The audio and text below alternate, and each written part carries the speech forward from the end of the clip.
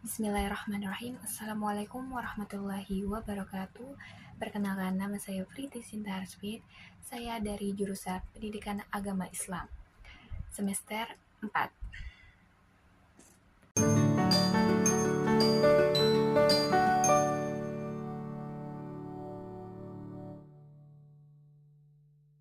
Baik, di sini saya akan menjelaskan tentang sejarah. Nah, jadi sejarah perbandingan pendidikan ini merupakan sejarah ilmu yang mencakup tentang perkembangan dari abad ke-19 hingga saat ini.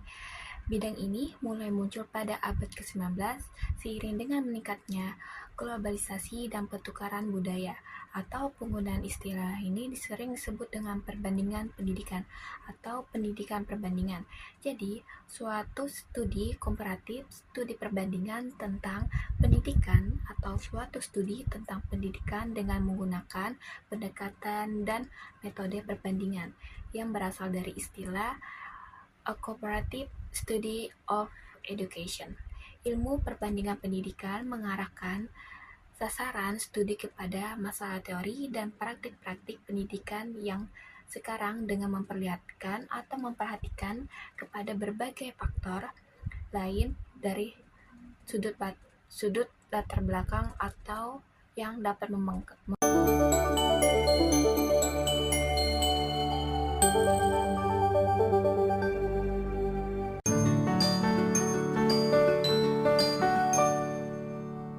ada juga tokoh-tokoh dalam ilmu perbandingan pendidikan, di antaranya Marc Antonio Julian de Paris. Marc Antonio Julian de Paris ini merupakan pelopor dalam perbandingan pendidikan yang modern.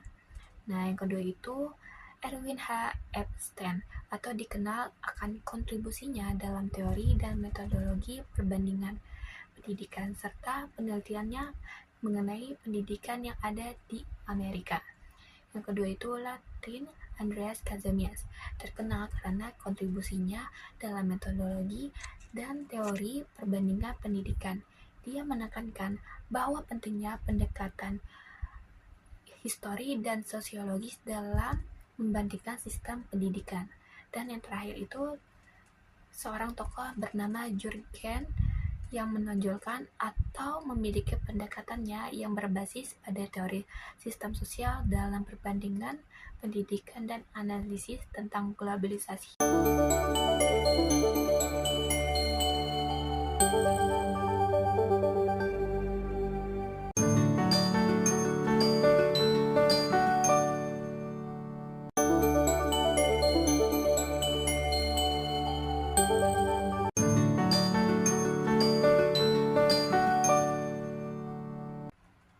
Nah, di sini saya akan menjelaskan tentang sistem, problematika, serta kebijakan pendidikan yang ada di Indonesia. Yang pertama itu mengenai sistem pendidikan di Indonesia. Sistem pendidikan di Indonesia itu yang pertama itu sekolah dasar selama 6 tahun, sekolah menengah pertama selama 3 tahun, dan sekolah menengah ke atas selama 3 tahun. Dan bahasa yang digunakan merupakan bahasa Indonesia. Yang kedua itu tentang problematika. Problematika yang ada di Indonesia itu memiliki 3 hal. Yang pertama itu tentang anggaran, yang kedua itu tentang infrastruktur, dan ketiga itu tentang kualitas pendidikan. Nah, ada pun juga kebijakan pendidikan yang ada di Indonesia.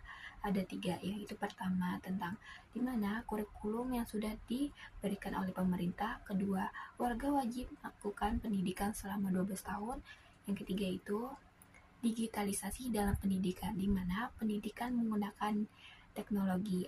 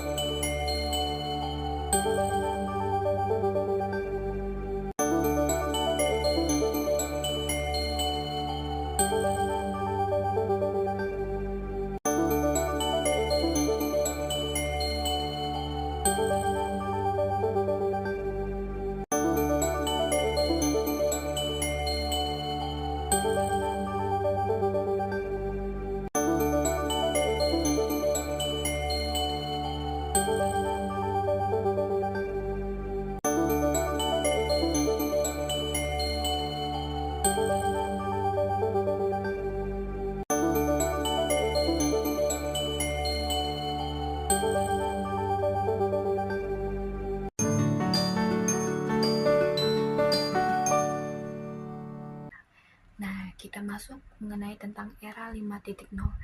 Era 5.0 ini merupakan konsep yang diperkenalkan oleh Jepang untuk meningkatkan atau menggambarkan masyarakat yang mengintegrasikan teknologi canggih seperti AI, internet maupun robotik serta big data di sebuah aspek kehidupan dengan tujuan tidak lain untuk menciptakan masyarakat yang berkelanjutan dan terpusat pada masyarakat.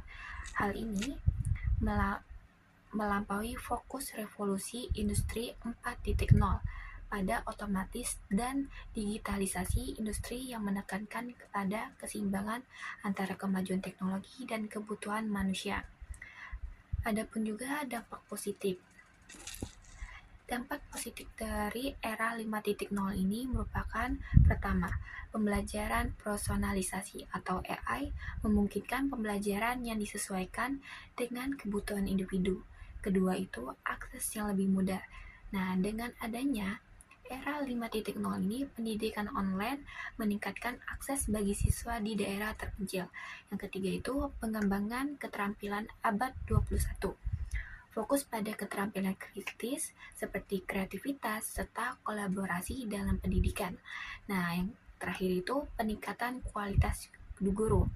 Nah, dengan adanya era 5.0, pelatihan dan sumber daya global melalui e-learning meningkatkan kualitas pendidikan. Nah, ada juga dampak negatif dari era 5.0 ini. Yang pertama itu kesenjangan digital, di mana akses teknologi yang tidak dapat merata dapat memperlambat atau dapat menyulitkan dalam pendidikan. Yang kedua itu tentang keamanan data.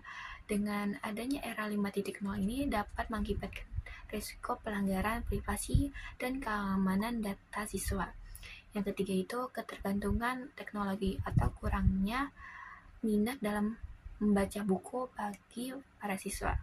Yang kedua itu kualitas konten atau konten yang mengarah tidak sesuai dengan pendidikan.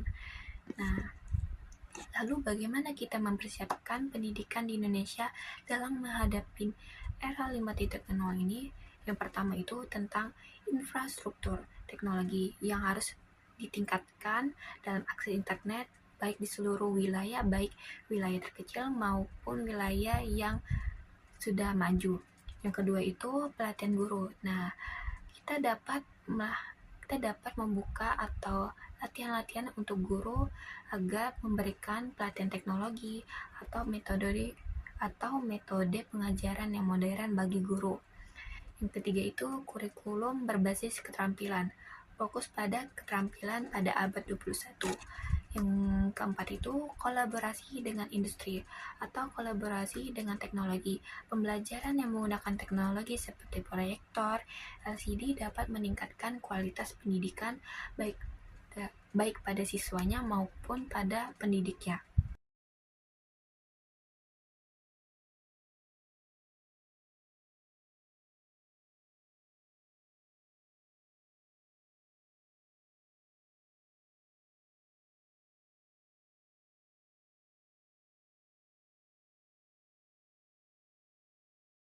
Sekian penjelasan saya mengenai tentang sistem perbandingan pendidikan, baik tentang sistemnya, problematikanya, kebijakannya, maupun cara kita mengatasi sistem pendidikan era 5.0.